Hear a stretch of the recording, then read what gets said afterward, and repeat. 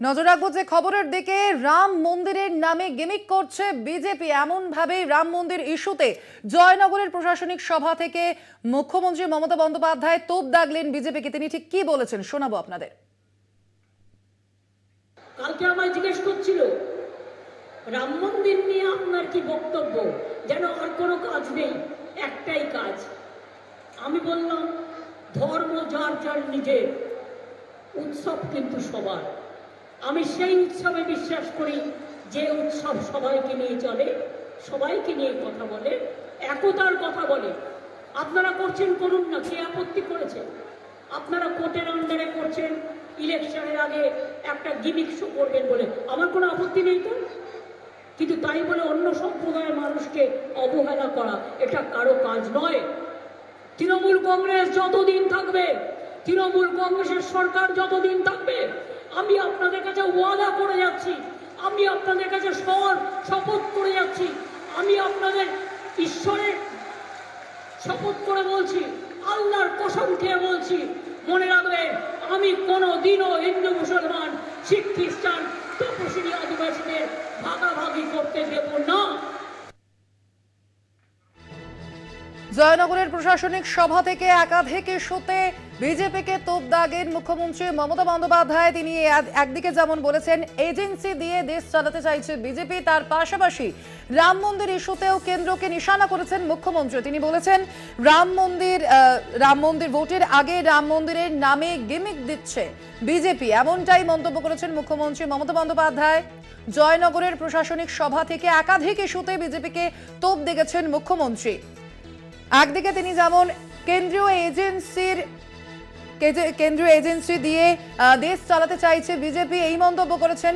পাশাপাশি তিনি আরো বলেছেন যে ভোটের আগে, সামনেই লোকসভা নির্বাচন এবং সেই নির্বাচনের আগেই রাম মন্দিরের নামে গিমিক দিচ্ছে বিজেপি, ধর্ম যার যার উৎসব সবার, এমনটাই বলেছেন মুখ্যমন্ত্রী মমতা বন্দ্যোপাধ্যায়। ভোটের আগে রাম মন্দিরের নামে গিমিক, ধর্ম যার যার উৎসব সবার, উৎসব একতার কথা বলে। তৃণমূল যতদিন ক্ষমতায় ধর্মীয় ভেদাভেদ করতে দেব না, এমনটাই মন্তব্য মুখ্যমন্ত্রী মমতা বন্দ্যোপাধ্যায়ের। পাশাপাশি বিলকিস মামলায় তৃণমূলের বড় জয়, এমনও মন্তব্য করেছেন মুখ্যমন্ত্রী মমতা বন্দ্যোপাধ্যায়। জয়নগরের প্রশাসনিক সভা থেকে একাধিক ইস্যুতে বিজেপিকে তোপ দেগেছেন মুখ্যমন্ত্রী মমতা বন্দ্যোপাধ্যায়। একদিকে যেমন কেন্দ্রীয় এজেন্সি দিয়ে দেশ চালানো হচ্ছে বলে মন্তব্য করেছেন মুখ্যমন্ত্রী, পাশাপাশি আরো একাধিক বিষয়ে মন্তব্য করেছেন মুখ্যমন্ত্রী। এ বিষয়ে ফোন লাইনে রয়েছেন আমাদের কংগ্রেস নেতা সৌম্য আইচ, আমরা কথা বলবো তার সঙ্গে। সৌম্যবাবু, আপনাকে স্বাগত জানাই কলকাতা টিভিতে। সৌম্যবাবু, আপনি শুনলেন মুখ্যমন্ত্রী মমতা বন্দ্যোপাধ্যায় একদিকে যেমন বলছেন যে কেন্দ্রীয় এজেন্সি দিয়ে দেশ চালাতে চাইছে বিজেপি, এবং অন্যদিকে তিনি বলছেন যে রাম মন্দিরের নামে গিমিক দিচ্ছে বিজেপি। দেখুন, পশ্চিমবাংলায় তদন্তগুলো হচ্ছে সম্পূর্ণ আদালতের নির্দেশে, আদালতের মনিটরিং। তো পশ্চিমবঙ্গের বিষয়টা আর কেন্দ্রের বিষয়টা সম্পূর্ণ আলাদা।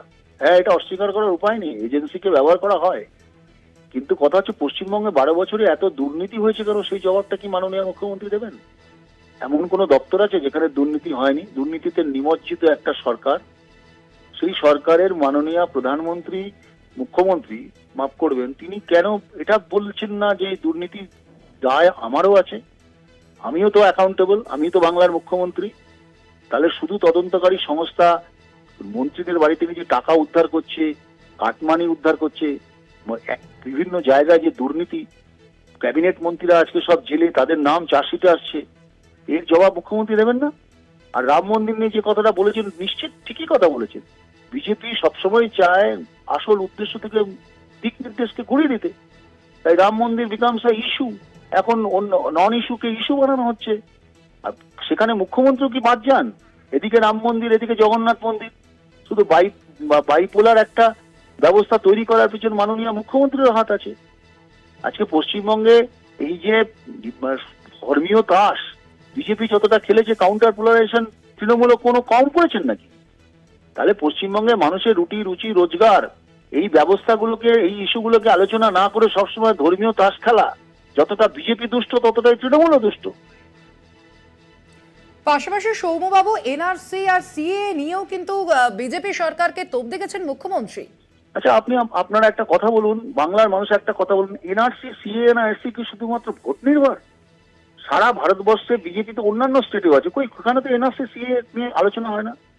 পশ্চিমবঙ্গে সিএনআরসিটা শুধুমাত্র অমিত শাহ মানে আর মোদী সাহেবের দলেরা শুধুমাত্র ভোটের সময় রাজধানী এক্সপ্রেস চড়িয়ে নিয়ে আসেন আর ভোট মিটে গেলে চলে যায়।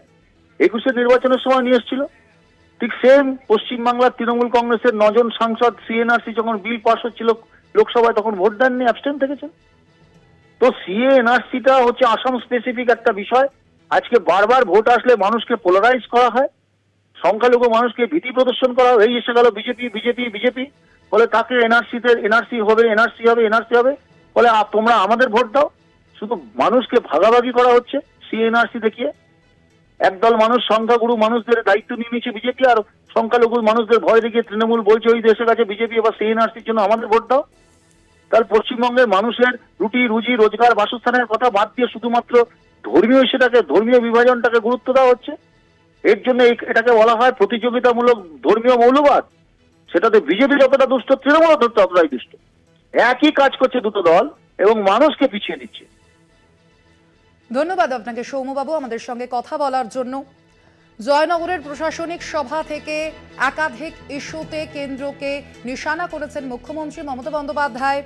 একদিকে যেমন কেন্দ্রীয় এজেন্সি নিয়ে বিজেপিকে নিশানা দেখেছেন মুখ্যমন্ত্রী, তেমন তারই পাশাপাশি রাম মন্দির নিয়ে গিমিক করছে বিজেপি, এমনই মন্তব্য মুখ্যমন্ত্রীর।